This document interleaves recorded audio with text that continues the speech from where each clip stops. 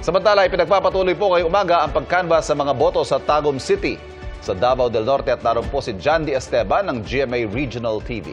Jandy?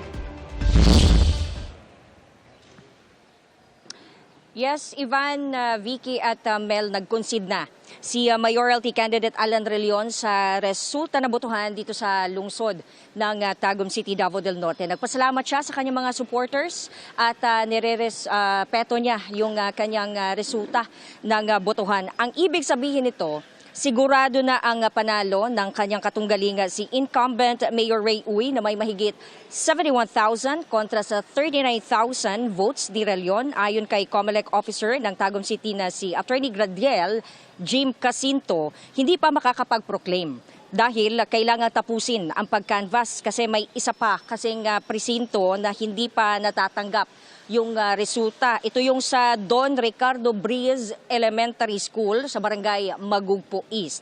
Ito'y dahil walang laman yung kanilang USB. Inaalam pa yung sanhi ng problema. Sinubukan naman itong imano-mano na i-upload pero walang may upload kasi nga walang data, walang laman. Yung USB hinala nila baka raw nakurap. Susubukan uling resolbahin ang problema ngayong 10 a.m. sa pag-resume ng canvassing.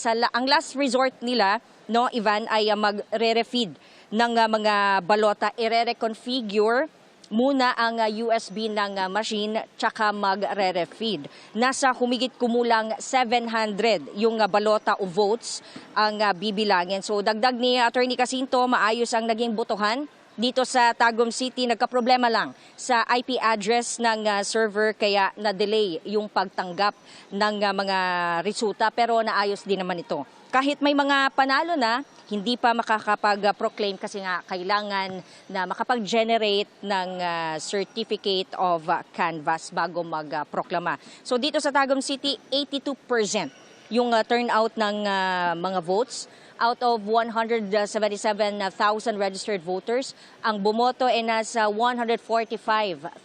So nasa mahigit kumulang 31,000 yung hindi bumota. So far so good. Hinihintay na lang yung pagre-resume ng canvassing dito sa Tagum City, Davao del Norte at makakapag-proclaim na ng mayor. Ivan, mula Maraming dito salamat. sa Tagum City, Davao del Norte, ako si Jandy Esteban ng GMA Integrated News. Dapat totoo para sa eleksyon 2025. Maraming salamat sa iyo, Jandy Esteban.